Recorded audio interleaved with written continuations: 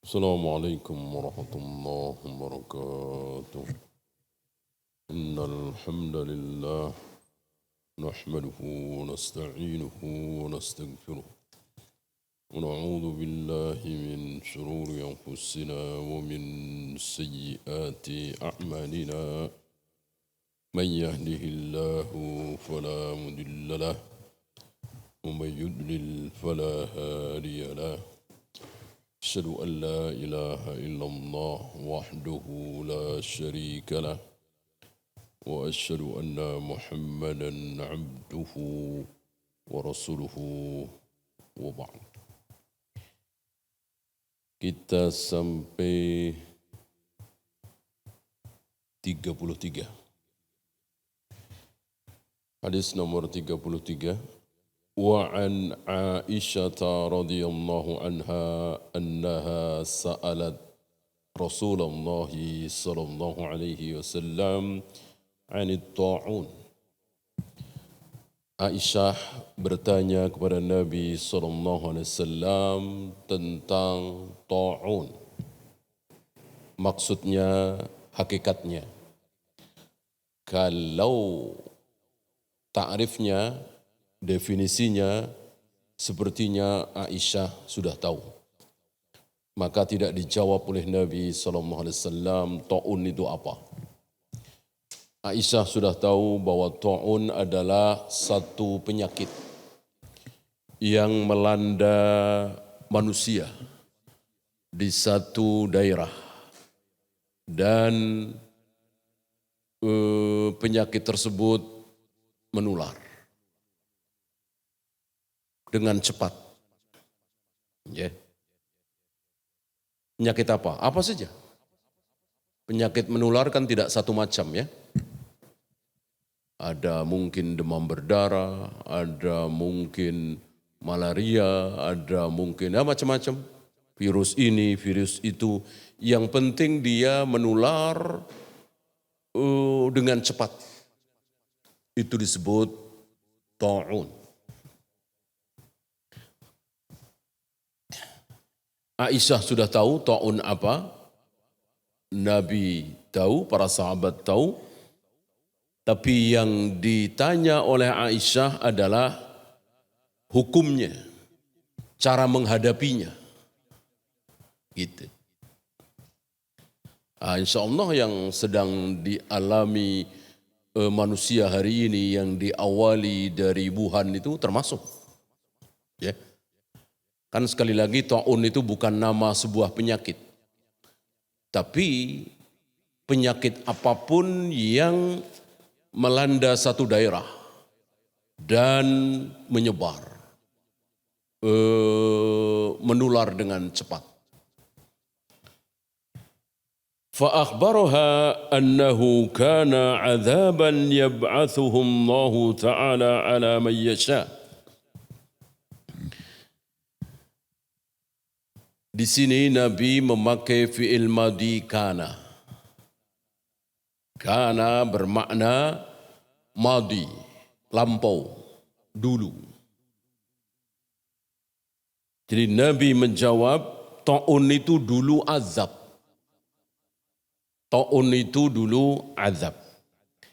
Yang Allah timpakan kepada siapapun yang Allah kehendaki. Tapi itu dulu. Ya, mungkin zaman Nabi Yahya, zaman Nabi Zakaria, zaman Nabi Ibrahim, zaman Nabi Musa. Faja'alahu Allah Ta'ala rahmatan lil mu'minin. Tapi sekarang berubah menjadi rahmat. Ini luar biasa ya. Luar biasa Nabi SAW, luar biasa kaum muslimin.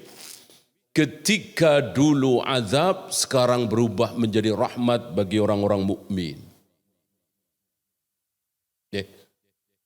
Awas, Nabi mengatakan ini rahmat.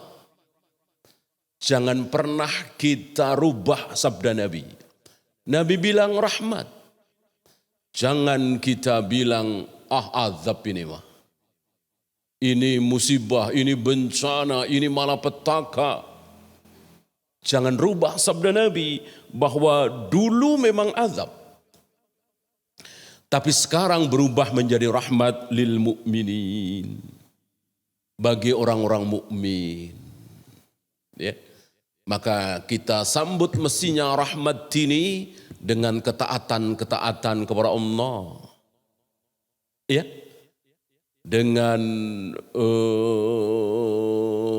berjamaah salat di masjid bersama imam rawatib di awal waktu. Bukan jamaah kedua, ketiga, keempat. Dengan banyak membaca Al-Quran, banyak bersedekah. Bukan malah dengan maksiat.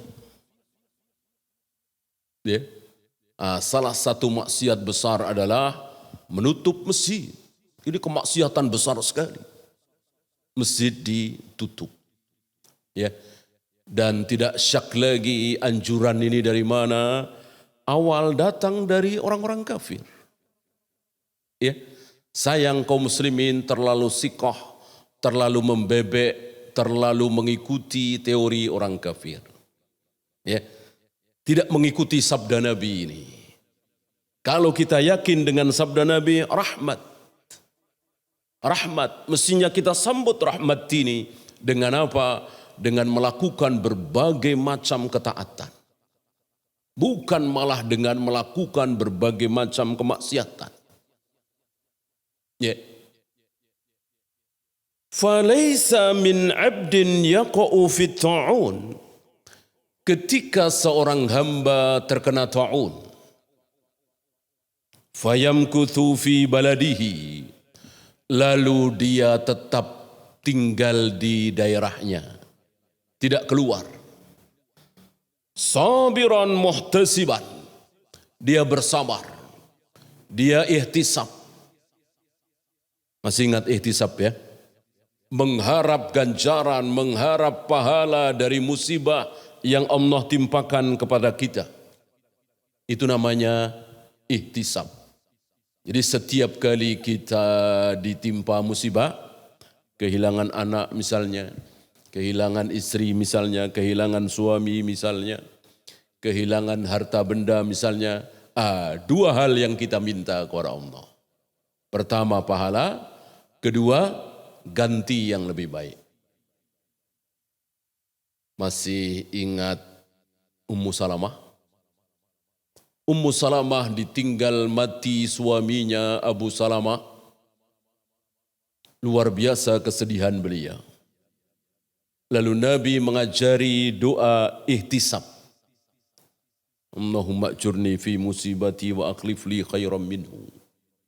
Ya Allah, berikanlah ganjaran atas musibah ini dan gantilah yang lebih baik.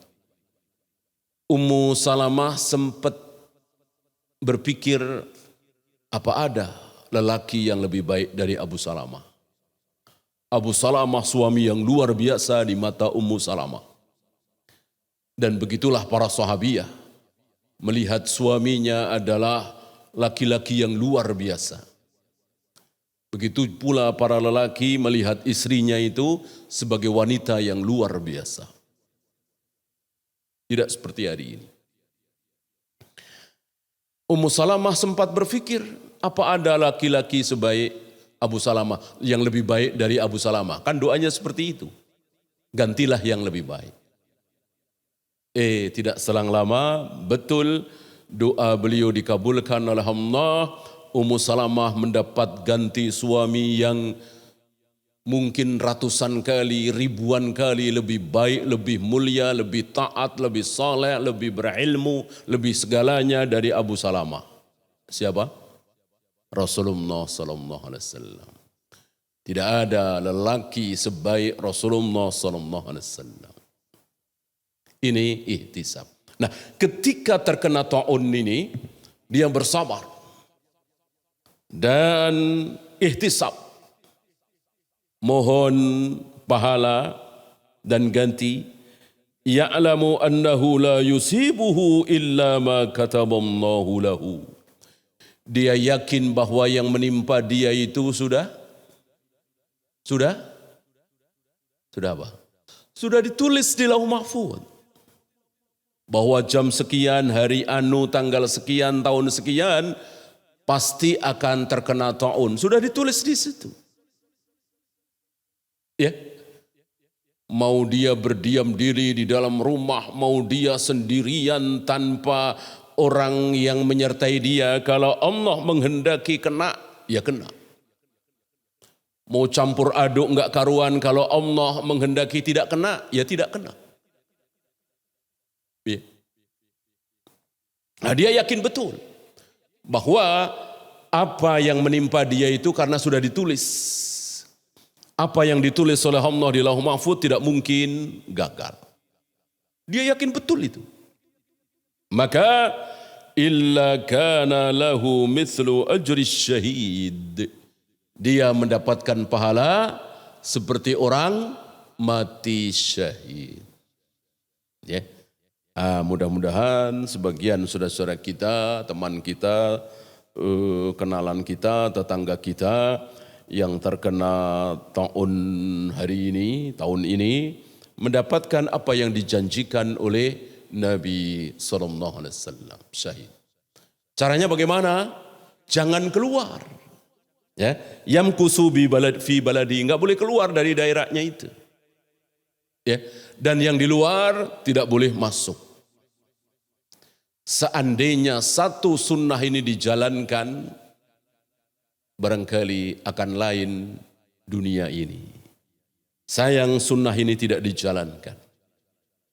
Ya, dengan sombongnya mengatakan, seolah mengatakan, ya Rasul, enggak apa-apa, kami keluarkan saudara-saudara kami yang di Wuhan. Kami tahu caranya ya Rasul. Kalau dia tahu hadis ini ya, kecuali mereka enggak tahu. Enggak sombong kalau enggak tahu. Kalau tahu hadis ini, lalu tetap menjemput WNI yang ada di Wuhan, tapi tahu hadis ini, sombong. Sombong, seolah Nabi itu bukan utusan Allah. Seolah ini bukan ucapan Tuhan. Ini ucapan Allah Rabbul Alamin, zat yang maha tahu. Ya, mau dibantah, maaf ya Rasul, maaf ya Allah. Kami tahu caranya, enggak apa-apa. Kami jemputin saudara kami yang ada di Wuhan. Kami karantina dulu di satu pulau. Kami bersihkan dulu, kami tunggu selama sekian pekan. Setelah itu sudah jelas bersih, kami lepaskan di tengah-tengah masyarakat Indonesia. Ini sebelum terjadi waktu itu ya. Dan terjadilah apa yang terjadi. Ya, semakin yakin bahwa beliau betul-betul utusan Allah. Seandainya ucapan beliau ini diamalkan oleh kaum muslimin, terutama kaum muslimin di negeri kita, udah jangan dijemput. Ya. Atau seandainya Wuhan itu dikuasai oleh kaum muslimin, yang di dalam jangan keluar, yang di luar jangan masuk. Sabda Nabi SAW. Masa ucapan Tuhan salah? Masa Allah mengatakan sesuatu yang keliru? Ya, sayang seribu sayang, banyak yang tidak tahu kaidah besar ini. Maka terjadilah apa yang terjadi. Seandainya satu sunnah ini diamalkan, barangkali akan lain. Ya. Dan ucapan ini benar karena sesuatu yang ilmiah boleh diucapkan dengan kalimat seandainya. Seandainya Hawa tidak mengkhianati Adam, tidak menggoda Adam, maka insya Allah tidak akan ada wanita yang menggoda suaminya. Seandainya bukan karena Bani Israel menyimpan daging itu, maka tidak akan ada daging yang busuk. Ya. Ini ucapan-ucapan Nabi yang memakai kata lau seandainya. Kata lau seandainya tidak boleh kita ucapkan, dan itu membuka peluang bagi setan kalau bermakna meratapi nasib. Ini yang tidak boleh. Coba seandainya tadi enggak usah naik angkot itu. Tentu kita enggak ikut kecelakaan dan kaki kita tidak akan diamputasi misalnya.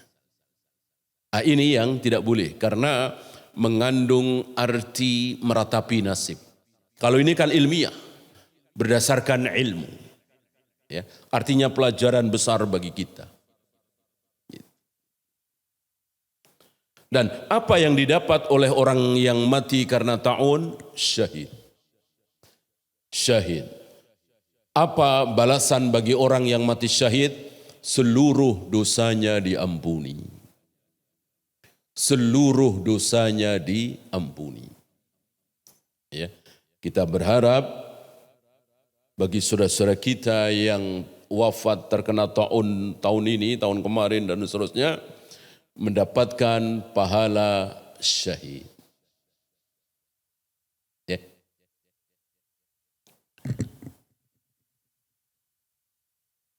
Ini mirip, ini hadis-hadis Nabi seperti ini harus kita betul-betul gigit dengan gigi geraham.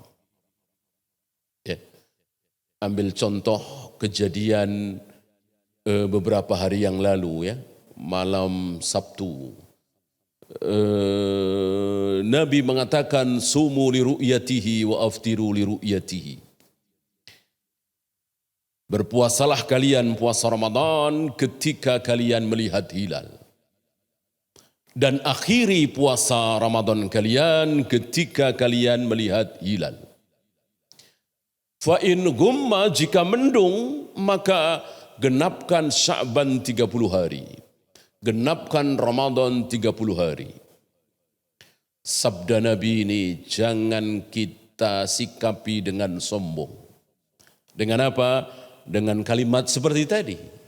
Ya. Orang yang tahu sabda Nabi tadi tapi masih pakai hisab seolah mengatakan, ya Rasul, jangankan Ramadan tahun ini ya Rasul. Ramadan 2030, 2040 kami sudah tahu ya Rasul. Bahwa awal Ramadan jatuh di hari Senin, jatuh di hari Selasa. Ini kan sombong. Seolah Nabi itu, seolah beliau mengucapkan sesuatu tidak dari Allah, ngarang sendiri, makanya keliru. Ya. Ini ucapan Allah hanya lewat lisan Nabi SAW. Ya. Tentu Allah Maha tahu apa yang akan terjadi 1400 tahun kemudian, ditemukan ilmu hisab dan seterusnya. Insya Allah Allah sudah tahu. Dan Allah tetap mengatakan lewat lisan nabinya, awali Ramadan dengan melihat hilal. Kalau hilal tidak terlihat karena mendung, ya sudah Sya'ban 30 hari. Ini kan mudah sekali, sederhana sekali. Ya, mestinya sabda Nabi ini digigit dengan gigi geraham. Ingat, di hadapan Allah, di hadapan Rasulullah, kita harus membodohkan diri sebodoh-bodohnya. Siapa contoh? Nabi Ibrahim. Nabi Ibrahim membodohkan diri sebodoh-bodohnya, seolah Nabi Ibrahim nggak punya otak, nggak punya akal, nggak punya nurani. Kenapa? Disuruh nyembelih anaknya, mau. Kan seolah beliau nggak punya pikiran kan? Mosok anak disembelih, anak satu-satunya lagi. Diriwayatkan waktu itu kan Ishak belum lahir. Ya. Itulah terhadap Allah, karena Allah Maha Pandai, Allah Maha Baik, Allah Maha Benar. Tidak mungkin perintah Allah itu salah. Walaupun secara akal, nurani, logika, siapapun manusia di muka bumi semuanya sepakat bilang salah. Mosok anak disembelih. Tapi Nabi Ibrahim tidak peduli. Terhadap perintah Allah dan Rasulnya kita harus tunduk setunduk-tunduknya, sami'na wa ata'na, karena dia adalah Allah Rabbul Alamin, zat pencipta jagat raya alam semesta, yang sudah ribuan tahun menciptakan langit, bumi, planet, segala macam. Tidak ada yang salah, tidak ada yang tabrakan, tidak ada yang keliru. Diatur dengan pengaturan yang luar biasa. Ya. Maka mestinya kita nggak usah sok pintar. Sudah, mendung 30. Kelihatan besok tanggal 1, bukan tanggal 30. Mudah sekali. Gimana kalau salah? Nggak masalah. Nggak masalah, salah. Yang penting kita taat. Di zaman Nabi SAW sebetulnya hilal sudah ada. Tapi mendung, berarti kan salah. Namanya hilal sudah ada, berarti besok 1 Ramadan atau 1 Syawal. Tapi mendung, jadi genapkan 30, berarti kan salah kan? Masalah? Ya enggak masalah, yang penting taat kepada Allah. Yang penting taat, kalau taat mengikuti prosedur, maka salah pun dapat pahala. Mana dalil? Idza ijtahadal imam fayusibu falahu ajran. Apabila seorang imam di sini seperti Imam Syafi'i, Imam Bukhari, Imam Muslim, Imam Malik, berijtihad, tahu ijtihad ya, dan ijtihadnya benar, maka dia dapat 2 pahala. Kalau ijtihadnya salah, maka dosa? Tidak, dapat 1 pahala. Padahal salah. Kenapa? Karena taat mengikuti prosedur. Sebaliknya saya berijtihad nih, saya sok-sokan berani-berani ijtihad, ternyata saya kan jelas bukan ulama, bukan imam ya. Saya berijtihad, saya berani ijtihad dan ijtihad saya benar. Misalnya, kebetulan saya dapat apa? Dosa. Saya dapat dosa. Karena hadis tadi buat para imam, hafal Al-Quran, hafal ribuan hadis, hafal tentang qaidah, hafal tentang segala macam sebagaimana Imam Syafi'i, Imam Bukhari, Imam Muslim dan lain-lain. Bukan kita, bukan antum, bukan saya. Ya, kalau kita mensejajarkan diri dengan Imam Syafi'i, Imam Bukhari, dosa kita. Walaupun hasilnya benar. Sebaliknya para imam itu walaupun salah dapat pahala 1. Man fassaral Qur'ana birra'yi fayusibu. Barang siapa yang menafsirkan Al-Quran dengan ra'yunya sendiri, dengan akal pikirannya sendiri, lalu tafsirannya benar, maka dia telah berbuat salah, berbuat dosa. Padahal tafsirannya benar.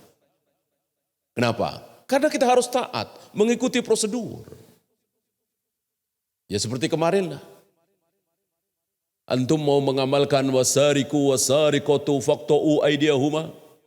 Pencuri baik laki dan perempuan, potonglah tangannya, potonglah tangannya. Kebetulan anak kita mencuri, kita ambil golok, kita potong tangan anak kita. Pahala kita apa dosa? Dosa. Dosa, karena itu bukan wewenang kita, ayat itu bukan buat kita. Sebagaimana hadis Nabi tadi bukan buat kita, tapi buat imam, buat ulama. Ya. Ya, rawahul Bukhari, hadis ini sahih dari Imam Bukhari, fikul hadis yang pertama, aslut ta'uni adzabun wa rijzun 'alal umamis sabiqah. Hukum asal ta'un dulu adalah azab. Tapi untuk umat-umat terdahulu. Adapun umat Muhammad sallallahu alaihi wasallam berubah menjadi rahmat. Ini luar biasa Nabi sallallahu alaihi wasallam. Ada beberapa contoh ya kan? Dulu kalau Nabi Yahya atau Zakaria atau Nabi Musa berjihad, dalam jihadnya dari musuh dapat emas, dapat perak, dapat harta benda, maka harus dibakar. Harus dibakar, enggak boleh dikonsumsi. Enggak boleh dibagi-bagi. Ya. Nah, mulai dari Nabi Muhammad sallallahu alaihi wasallam khusus untuk umat ini boleh dibagi-bagi. Jangankan emas, perak, uang, harta, bahkan manusianya boleh dibagi-bagi sebagai budak. Ya. Dulu kalau bersuci itu harus pakai air. Harus pakai air. Ya. Khusus umat ini. Dimulai dari hilangnya kalung Aisyah. Ya, maka turun awal-awal surat Al-Maidah itu, ayat 5 atau ayat 6 itu ya.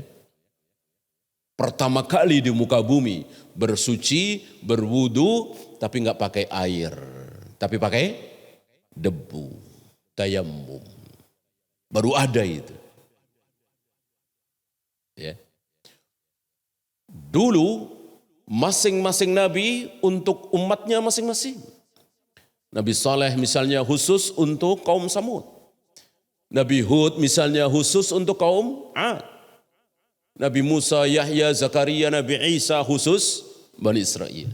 Adapun aku, kata Nabi SAW, rahmatan lil alamin. Rahmat untuk seluruh alam. Maka siapa yang mendengar namaku sudah diutus, mau dia Yahudi, Nasrani, Majusi, Eropa, Jepang, Amerika, Asia, kok mendengar namaku sudah diutus, kok tidak mengikuti syariatku, maka dia akan kekal di neraka selama-lamanya. Adapun sebelum beliau bebas. Mau mengikuti syariat Nabi Isa silakan, Nabi Musa silakan, Nabi Yahya silakan, Nabi Zakaria silakan. Adapun ketika aku sudah diutus, maka tidak boleh ada syariat lagi kecuali syariat Islam. Ya.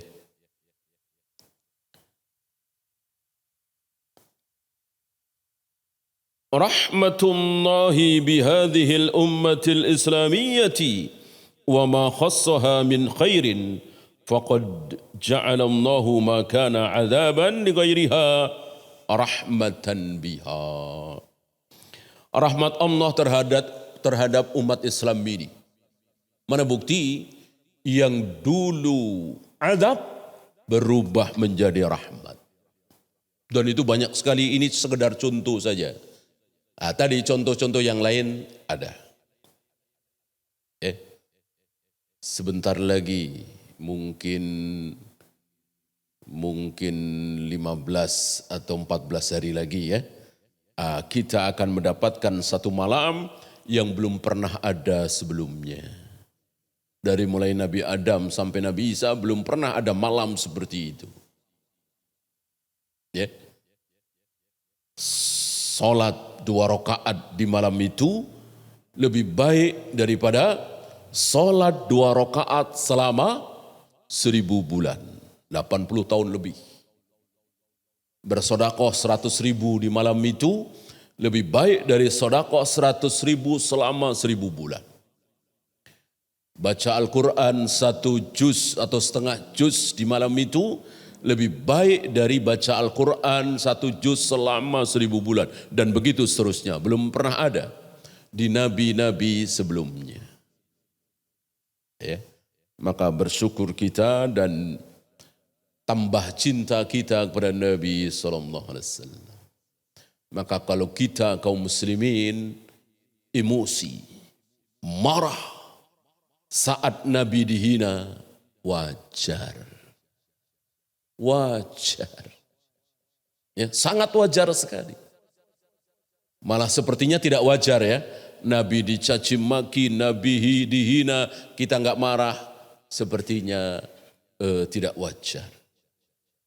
Ya, beda dengan Allah dihina. Allah bisa melakukan apa yang Allah kehendaki. Maka menghina Allah dikasih kesempatan untuk taubat. Kalau taubat diampuni. Menghina Nabi tidak. Tidak ada kesempatan hidup bagi orang yang terlanjur menghina Nabi SAW. Artinya hukum paling tepat bagi penghina Nabi SAW adalah mati. Ada kitab khusus ya, As-Saiful Maslul liman syatamar Rasul.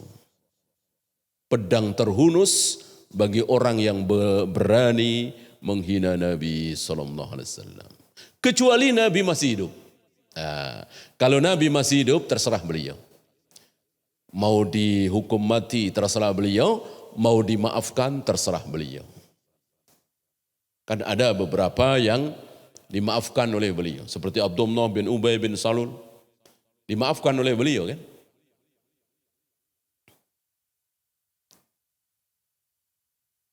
Beda dengan Ka'ab bin Ashraf. Ka'ab bin Ashraf si Yahudi ini menghina Nabi dan tidak dimaafkan oleh beliau. Tapi beliau caranya cantik. Ya. atas permintaan seorang sahabat bernama Muhammad bin Maslamah. Muhammad bin Maslamah.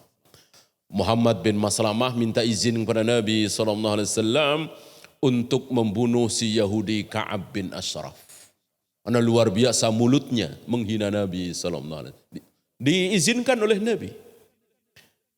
Hanya Muhammad bin Maslamah minta izin kepada Nabi untuk sedikit menjelek-jelekkan Nabi di hadapan Ka'ab bin Ashraf. Untuk mengelabui, mengecoh Ka'ab bin Ashraf. Biar Ka'ab bin Ashraf merasa Muhammad bin Maslamah ini kecewa dengan Islam, dengan Nabi SAW. Tujuannya biar bisa ngobrol berdua. Ngobrol berdua langsung dibunuh.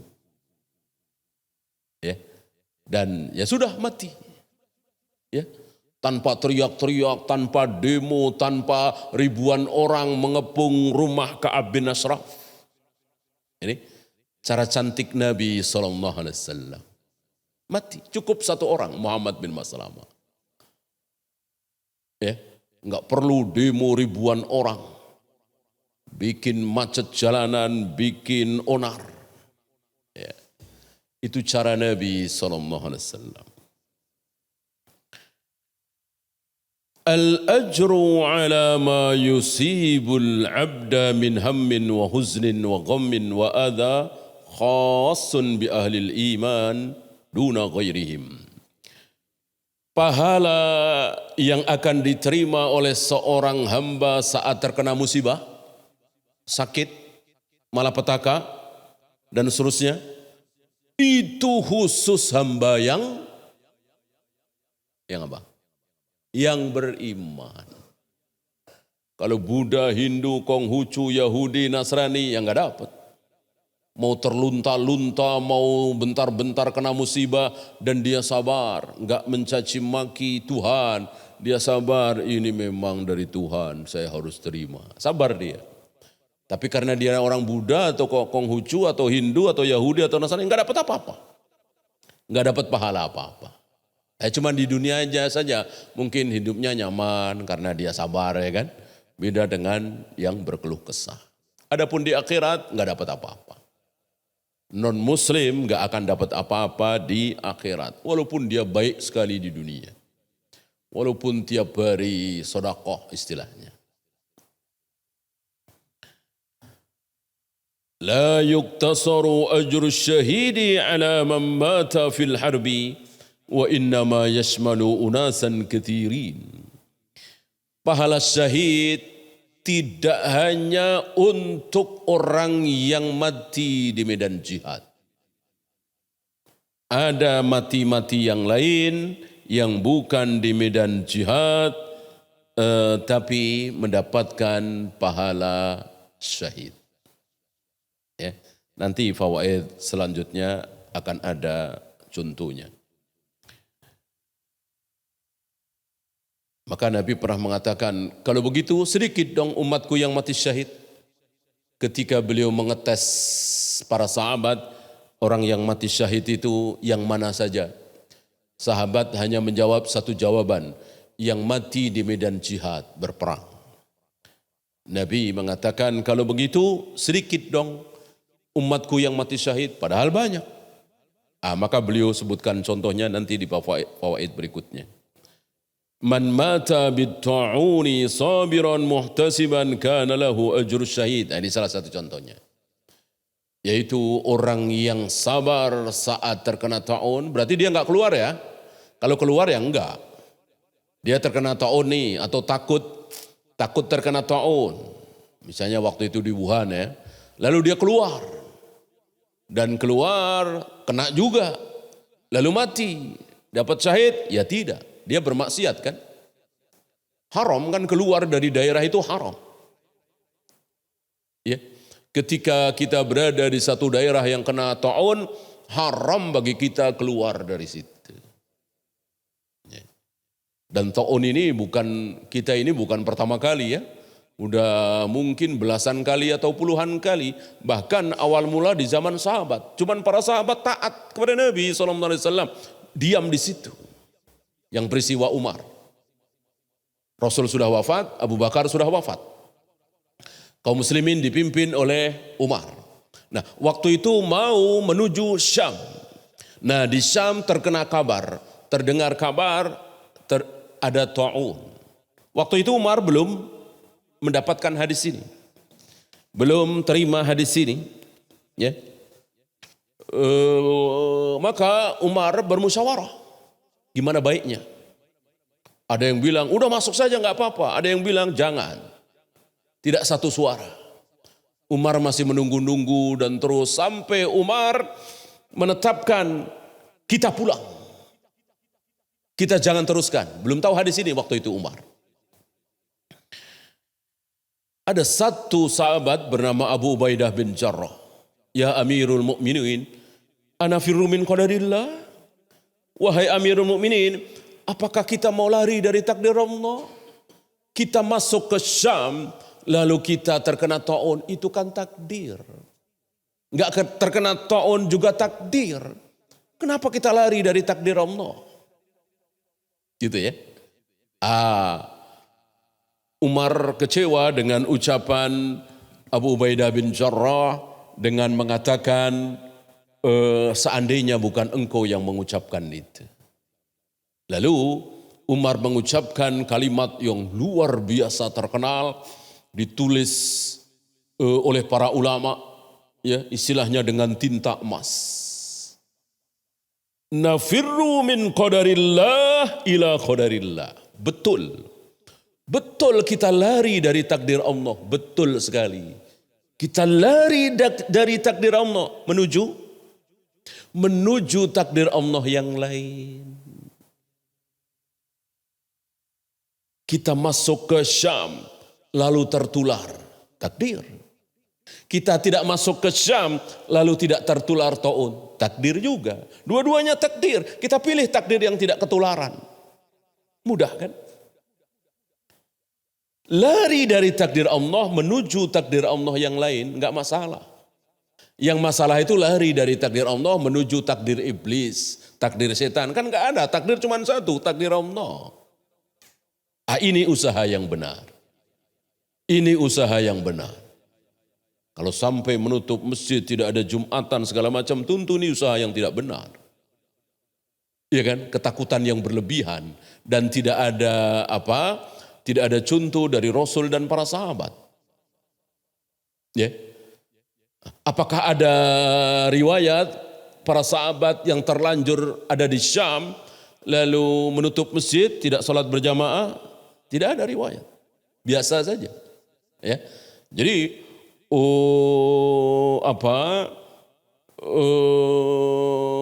karantinanya itu luar biasa, sempurna gitu. Dan insya Allah berdaya guna. Ya. Kalau sekedar masker jaga jarak, tanggung ya. Ya kita nggak tahu, virus kan nggak kelihatan, tanggung. Yang nggak tanggung bagaimana? Itu cara Nabi. Yang di dalam jangan keluar, yang di luar jangan masuk. Ini nggak tanggung ini. Ya, kalau sekedar jaga jarak tanggung, namanya manusia, apalagi banyak yang tidak berpendidikan, pasar-pasar dan seterusnya, taruhlah kita jaga jarak, yang lain enggak. Ya. Maka yang benar jangan tanggung-tanggung. Yang di dalam jangan keluar, yang di luar jangan masuk. Insya Allah tinggal nunggu waktu saja. Ya para ahli kan bilang bahwa virus ini kan ada waktunya, ada umurnya. Tinggal tunggu waktu saja, sabar. Ini sabda Nabi tidak diamalkan, malah dijemput-jemputin. Ya. Nah sekarang beliau memberikan contohnya mati syahid yang bukan jihad.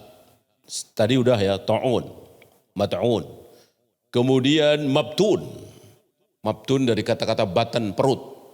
Sakit yang ada di perut, mungkin kolera, mungkin mungkin disentri, mungkin apalah yang ada di perut. Kok mati? Insya Allah syahid. Kemudian ghariqan, tenggelam. Tenggelam ini bisa tenggelam di air, bisa tenggelam di api. Mati.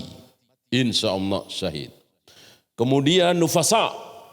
Mati ketika nifas, maksudnya ketika melahirkan. Bisa detik itu, bisa jam itu, bisa hari itu, bisa minggu-minggu itu. Ya. Jadi tidak benar mati melahirkan di hari itu.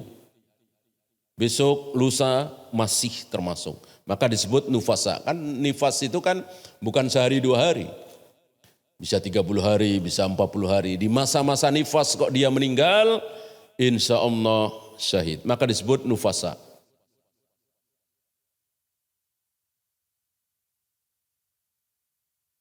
Ini yang disebutkan oleh Nabi SAW. Kemudian sahibul hadam, saya kira tidak disebutkan di sini ya, sahibul, tertimpa batu dari atas, tertimpa reruntuhan lalu mati. Ya. Di zaman dulu yang namanya tertimpa itu pasti dari atas. Sekarang kita sering melihat tertimpa tapi tidak dari atas, tapi dari samping. Apa istilahnya? Ketabrak, ya kan? Kan tertimpa juga, tabrak motor, tabrak mobil, tabrak kereta, kan tertimpa juga. Tapi bukan dari atas kan, dari samping. Apakah ini termasuk? Iya. Ya. Intinya mati yang tidak biasa. Ya. Yang mungkin di zaman Nabi belum ada. Ya, di zaman Nabi mati tabrakan gitu kan ya mungkin nggak ada ya. Yang ada terjatuh gitu, tertimpa.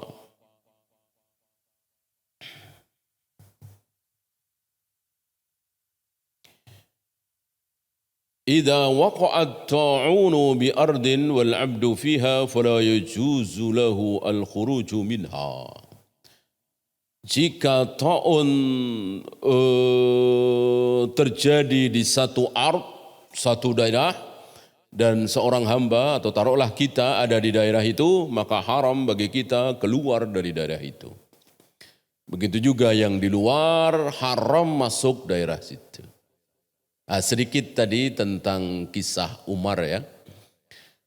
Umar memutuskan untuk pulang. Umar memutuskan bersama pasukan untuk pulang. Enggak lama datang Abdurrahman bin Auf. Datang Abdurrahman bin Auf membawakan hadis Aisyah ini. Umar senang sekali. Ya, Umar senang sekali. Istihadnya sama dengan sabda Nabi sallallahu alaihi wasallam. Ya.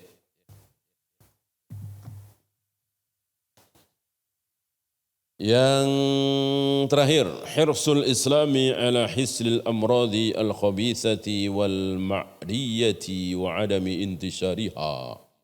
Wa hadha huwa mabda'u al-hijrus sihhi. Islam sangat menganjurkan untuk tidak tersebarnya sebuah penyakit. Ya.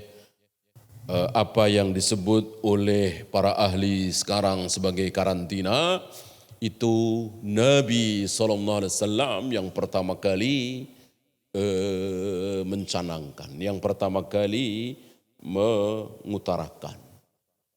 Ya. Padahal di zaman Nabi belum ada kan? Itu bukti bahwa beliau betul-betul Nabi, betul-betul Rasul. Wallahu a'lam. Ya, itu saja. Ada pertanyaan, silakan. Ya.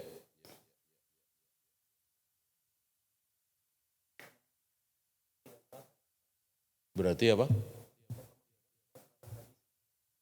Oh iyalah. Iya. Bahkan ketika Nabi masih hidup enggak sama. Masih ingat ketika Nabi ngetes para sahabat, ada sebuah pohon yang daunnya tidak jatuh begini. Semuanya bengong, enggak ada yang tahu. Kecuali seorang anak muda belasan tahun, Ibnu Umar. Tapi Ibnu Umar malu karena di situ ada orang-orang tua. Ya, Ibnu Umar tahu yang dimaksud adalah pohon kurma. Gitu. Dan betul ketika semuanya diam, Nabi langsung mengatakan bahwa pohon itu adalah pohon kurma. Pohon yang kiaskan sebagai sifat seorang muslim. Sifat seorang muslim itu seperti pohon kurma. Ini kan berarti beda-beda, ya kan? Beda-beda. Pemahaman itu memang beda-beda. Ya. Nah, karena Nabi masih hidup, maka disamakan oleh Nabi. Kalau Nabi enggak menyamakan, ya akan berbeda-beda. Gitu ya.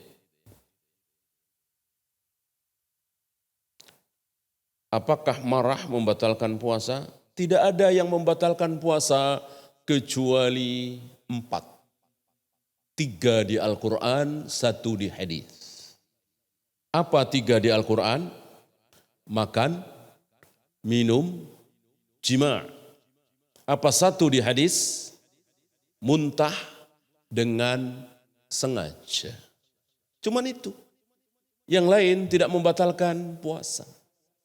Marah, caci maki, nyuri, korupsi, pacaran, ini tidak membatalkan puasa, tapi membatalkan pahalanya. Jadi enggak dapat pahala sama sekali, atau separuh, atau seperempat, atau sepertiga. Itu maksud sabda Nabi alaihi salatu wassalam, kam min shaimin laisa lahu min siyamihi illa al-ju' wal 'atas. Berapa banyak orang yang berpuasa, tapi dari puasanya dia hanya mendapatkan lapar dan haus. Enggak ada pahala sama sekali. Kalau batal, dan batalnya itu udzur syar'i, nanti kan diqadha di bulan Syawal atau di bulan lain, dapat pahala. Dapat pahala. Tapi kalau ini, ya udah enggak dapat pahala apa-apa. Diqadha enggak bisa orang sah kok. Makan enggak, minum enggak, jima enggak, muntah disengaja juga enggak. Insya Allah tidak batal puasanya, sah. Tapi dia tidak mendapatkan pahala apa-apa. Ya. Masih ingat ya, ketika kita sholat 5 waktu, puasa Ramadan, zakat, haji, ada berapa tujuan? Masih ingat? Ada 2 tujuan. Ketika kita sholat 5 waktu, puasa Ramadan, zakat, haji, menunaikan kewajiban-kewajiban itu, ada 2 tujuan. Tujuan pertama, menggugurkan kewajiban. Supaya kewajiban itu gugur. Artinya kita tidak berdosa sebagai orang yang melalaikan kewajiban. Ini tujuan pertama. Artinya sah. Tujuan kedua, pahala. Pahala. Nah, untuk tujuan pertama kita harus tahu tercapai atau tidak. Untuk tujuan kedua, enggak ada yang tahu. Tercapai atau tidak, enggak ada yang tahu. Ya.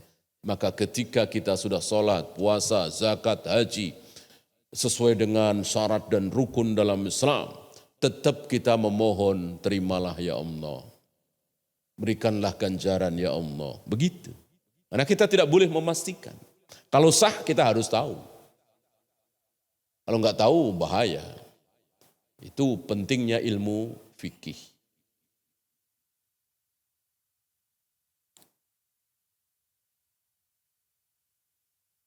Dan marah ini ada yang tercela, ada yang terpuji ya. Jangan disangka bahwa marah itu pasti tercela. Bisa terpuji. Bahkan tercela kalau kita enggak marah.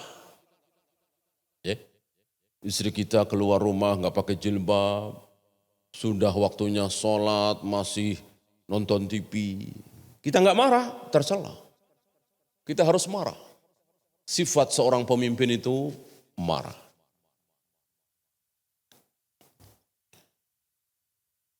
Hal-hal apa saja yang harus dihindari ketika sedang berpuasa supaya pahala puasa kita tidak hilang atau tidak sempurna. 1 jawaban. Apa? Maksiat. Itu saja. Maksiat kan isinya macam-macam.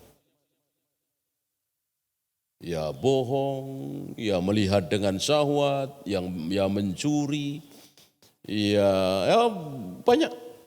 Segala bentuk maksiat itu bisa mengurangi pahala kita, bahkan bisa menghilangkan sama sekali. Maksiat. Ya. Maka setelah syarat rukunnya kita penuhi, jangan sampai kita bermaksiat. Maksiat itu apa? Diddut ta'ah. Lawan katanya taat. Ya. Lawan katanya taat. Jadi kalau taat pasti tidak maksiat, kalau maksiat pasti tidak taat. Ya. Maka sholat nisfu Sa'ban, maksiat bukan? Maksiat, karena tidak taat kan? Orang Allah dan Rasulnya nggak pernah menyuruh sholat nisfu Sa'ban. Kok kita sholat nisfu Sa'ban? Itu maksiat. Jadi bid'ah itu termasuk maksiat. Maka ada kaidah, semua bid'ah pasti maksiat, semua maksiat belum tentu bid'ah. Bid'ah pasti maksiat. Maksiat belum tentu bid'ah. Seperti zina, khamar, judi, itu kan maksiat. Bid'ah bukan? Bukan. Ya. Wallahu a'lam. Berjamaah salat fardu 2 kali enggak masalah. Mana dalil? Mu'ad bin Jabal. Mu'ad bin Jabal. Mu'ad bin Jabal ikut salat Isya bersama Nabi SAW di Masjid Nabawi. Pulang ke kaumnya mengimami salat Isya lagi. Berarti kan 2 kali. Tentu yang kedua ini hukumnya tidak wajib bagi Mu'ad bin Jabal. Kalau dia enggak mau ya enggak masalah. Malas gitu ya. Ada lagi Nabi selesai sholat berjamaah, melihat ada 2 orang tidak ikut sholat di situ. Duduk bengong. Nabi nanya, kenapa enggak ikut sholat berjamaah?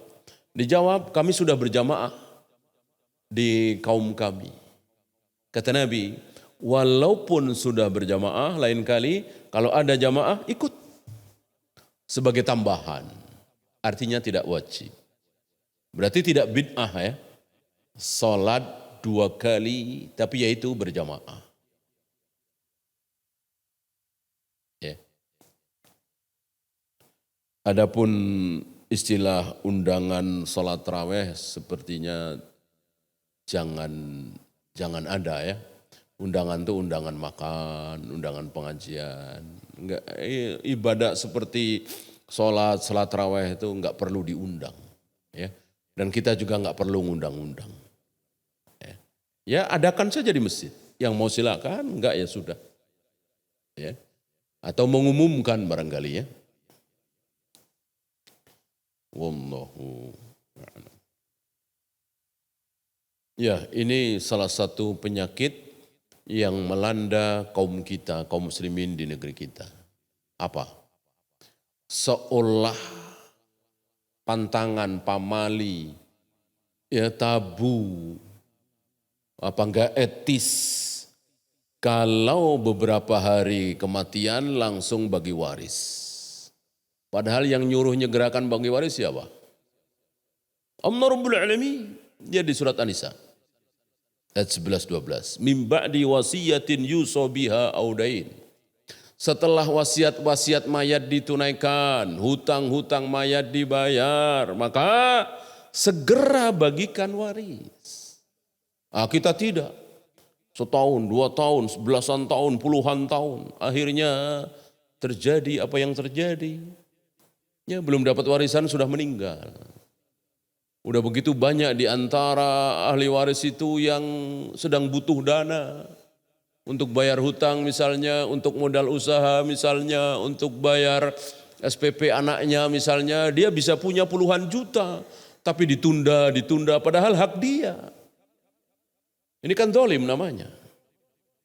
Ya, maka hilangkan perasaan budaya apa itu tabu pamali. Kuburan masih basah sudah bahas-bahas warisan. Allah yang nyuruh. Gitu. Allah dan Rasulnya yang nyuruh. Enggak ada urusannya dengan kuburan basah dan seterusnya. Ya, agar tidak terjadi kedzaliman demi kedzaliman. Bahkan ada satu daerah sampai hari ini udah puluhan tahun, bahkan ratusan tahun.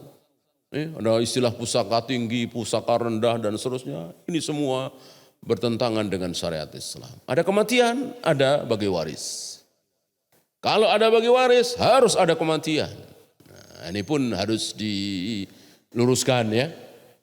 Bagi-bagi waris, siapa yang meninggal? Enggak ada. Nah, ini kesalahan besar. Ketika bagi-bagi waris, tentu ada kematian. Ya. Nah, maka perlu dikumpulkan seluruh anggota keluarga dan perlu ada yang menasihati mereka. Bahwa ini maunya Allah dan Rasulnya. Gitu ya. Agar tidak ada yang mendolimi dan tidak ada yang didolimi. Wallahu a'lam.